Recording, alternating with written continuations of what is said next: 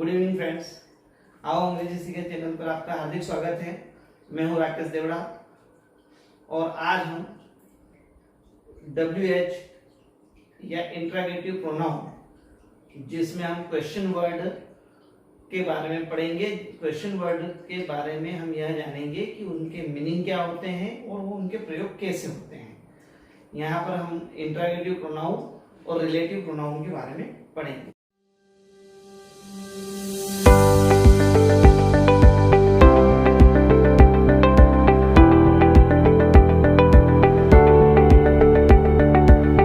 Interrogative pronoun के बारे में। इंट्रोगेटिव प्रोनाउन मतलब प्रश्नवाचक सर्वनाम। यह 9 प्रकार के होते हैं। नाम से ही लग रहा होगा प्रश्नवाचक है, मतलब प्रश्न बनाने के लिए ही इनका प्रयोग किया जाता है।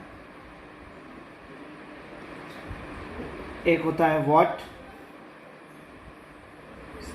दूसरा होता है व्हेन, तीसरा होता है वेयर, चौथा होता है विच, पांचवा होता है हुज, छठा होता है whom,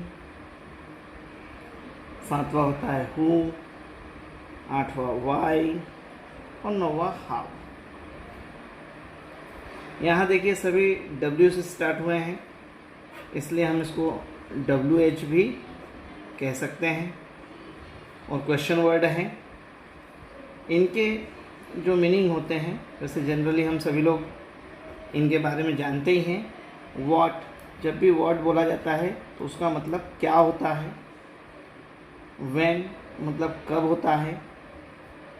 वेयर मतलब कहाँ। विच मतलब कौन सा। हुज मतलब किसका। whom किसको। who कौन। why क्यों और how कैसे। ये सारे प्रश्न हैं।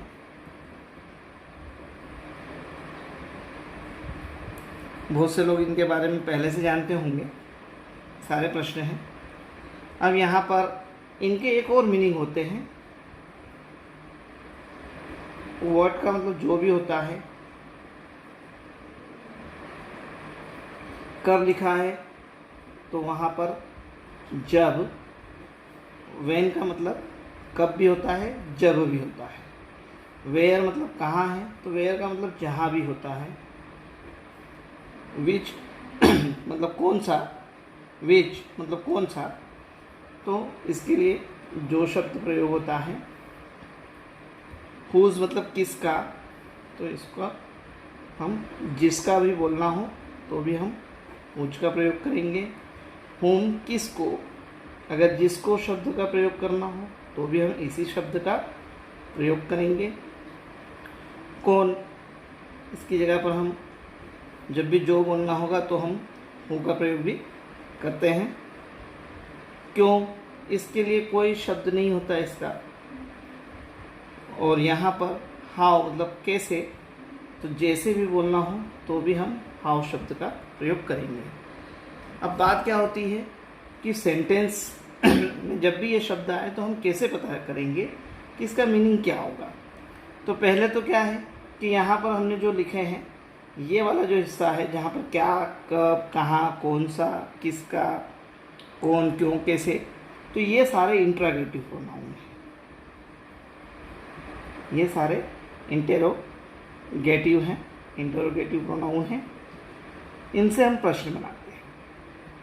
लेकिन यही जो इसका दूसरा जो मीनिंग निकल रहा है तो ये रिलेटिव प्रोनाउन है। रिलेटिव प्रोनाउन, तो यह रिलेटिव प्रोनाउन है।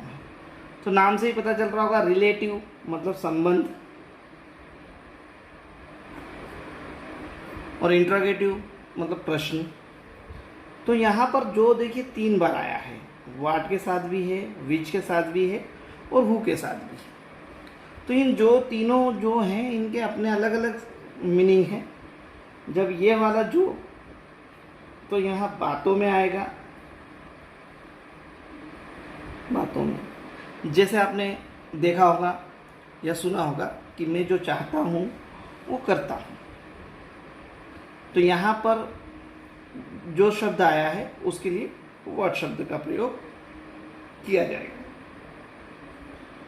विच मतलब कौन सा, इसके लिए जो आया है तो यह वस्तुओं में प्रयोग होगा, वस्तुओं के लिए।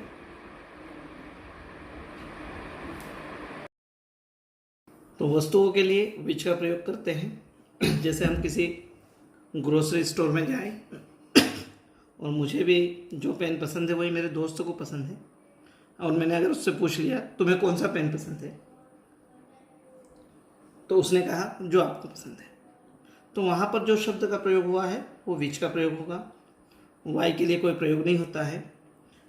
और हाउ, यहाँ पर जो हु है वो इंसानों के लिए। जैसे हम मान लो किसी व्यक्ति को हम नहीं जानते, हमारे क्लासरूम में से कोई लड़का बाहर गया, तो मैंने कहा यार वो राम को बुलवा लो, बच्चा जानता नहीं है राम को, तो वो क्या कहेगा कि सर कौन राम? अरे तो वो जो नीली शर्ट में गया था, तो जो नीली शर्ट वाला था लड़का वह राम है। तो वो एक इंसान के लिए प्रयोग हुआ शब्द है जो, तो हम हु का प्रयोग करते हैं और यहीं से हम इसे पहचानते हैं।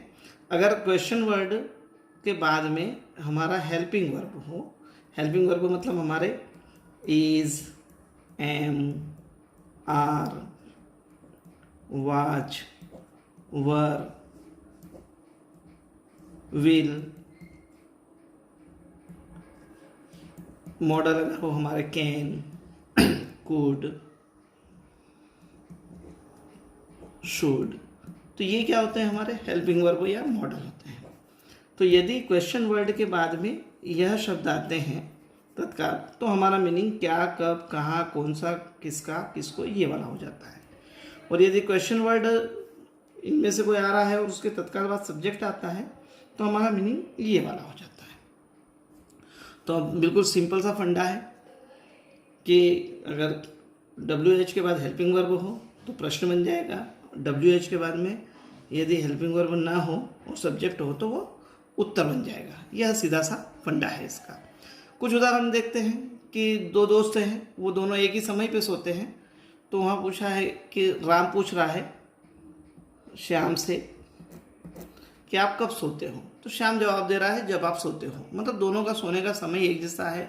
यदि दोनों दोस्त एक साथ घूमने जाते हैं या एक ही समय पर जाते हैं, तो उनके घूमने का समय अगर एक जैसा होगा तो आप पूछेगा कि भैया आप कब घूमने जाते हो, तो जब आप घूमने जाते हो तब मैं भी घूमने जाता हूँ। तो दोनों के घूमने का संबंध है और एक समय पे। अब एक उदाहरण और लिया मैंने, आप कैसे खा सकते हैं, हाउ कैन यू ईट। उत्तर देना है कि जैसे आप खा सकते हैं वैसे मैं भी खा सकता हूँ। तो जैसे के लिए भी हाउ का प्रयोग होगा, हाउ यू कैन ईट। अब देखिए यहाँ पर, आप देखिए यहाँ पर ये क्वेश्चन वर्ड है हाउ, और उसके बाद में देखिए हेल्पिंग वर्ब या मॉडल आया, तो हमारा प्रश्न बना कैसे। और यहाँ पर देखिए क्वेश्चन वर्ड आया और उसी के बाद सब्जेक्ट आया, तो हमारा उत्तर बना जैसे। तो यह सिंपल सा इसका फंडा है जिसे हम समझ सकते हैं। अब आप कोई सा भी प्रश्न बना सकते हैं। जैसे अगर आपने प्रश्न बनाया राम कहाँ है, राम कहाँ है, यदि इसे बनाना है प्रश्न को, तो हमारा सब्जेक्ट राम है, प्रश्न आया है। प्रश्न जब भी आएगा, क्वेश्चन वर्ड जब भी आता है, ये पहले आता है।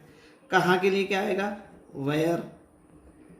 राम सिंगल है इसलिए वेयर इज राम। तो ये प्रश्न हो गया, राम कहाँ है तो वेयर इज राम।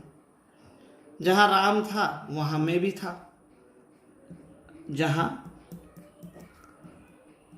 राम था वहाँ